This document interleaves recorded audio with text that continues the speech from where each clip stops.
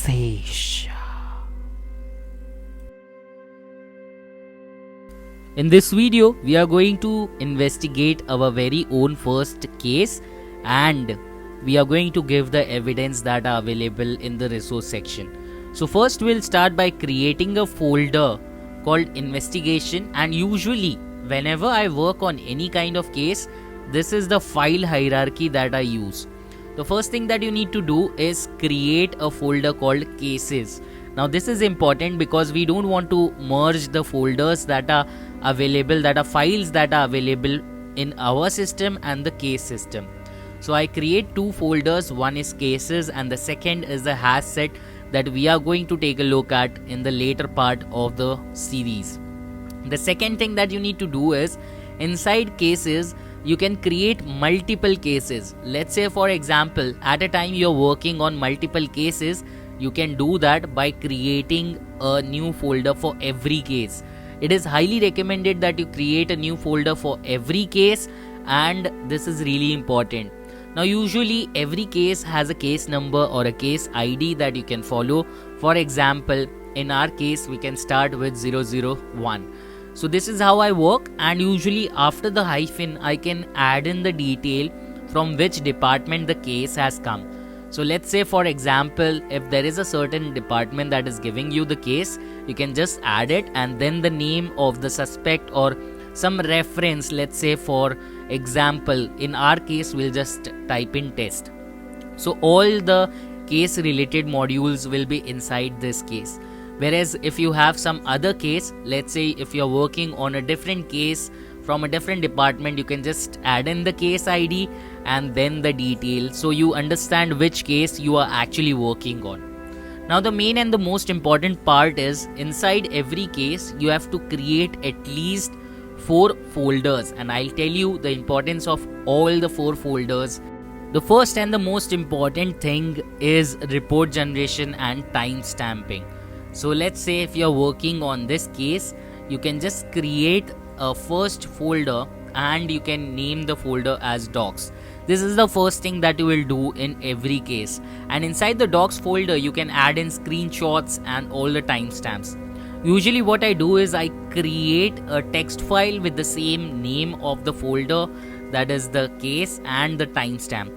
This is really important because once you open the PDF file or if you work on a case, timestamping of what things have been done is really important.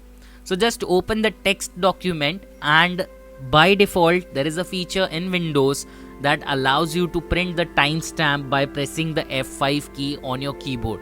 So once you hit the F5 key on your keyboard, a time and a date stamp is automatically added, and you can add in notes.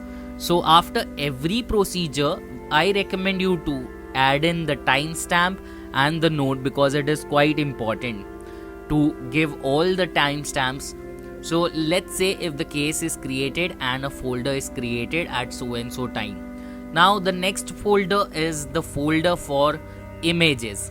Now over here one thing you need to understand is whatever document that you receive should be in an image format. Images is not the image or the photo image. Images are the actual images of the hard disk. So every case might have different type of evidences. Let's say for example in our case you have a hard disk and a pen drive.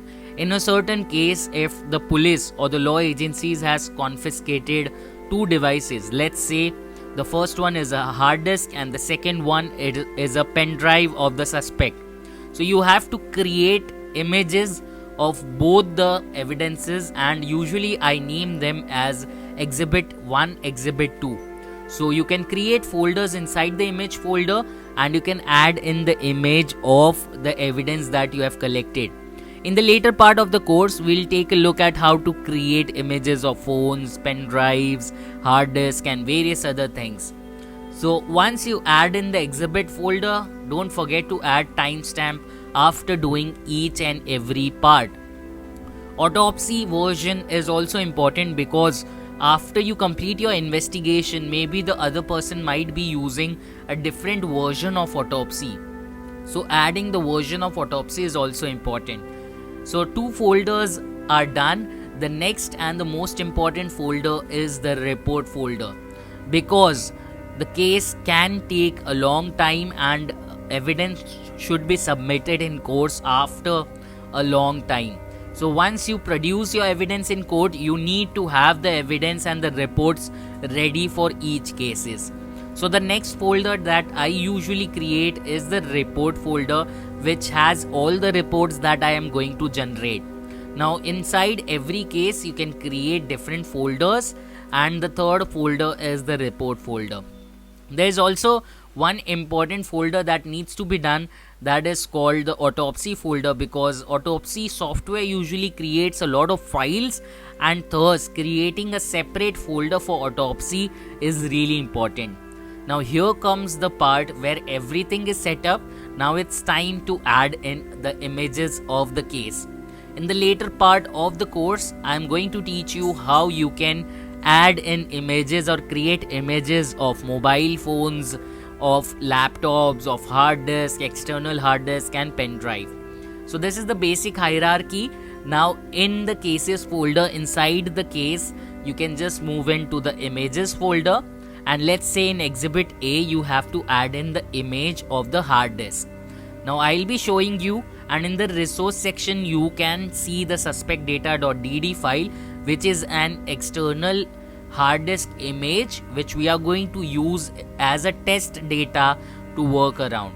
So you can find the image detail in the description and in the resource folder, and you can use this to work around and learn autopsy. So please download it and place it in the folder, and please work around practically. And again, don't forget to add the timestamps of the images added. We are going to learn a lot of things in the later part of the video. Thanks a lot for watching. Scan the QR code.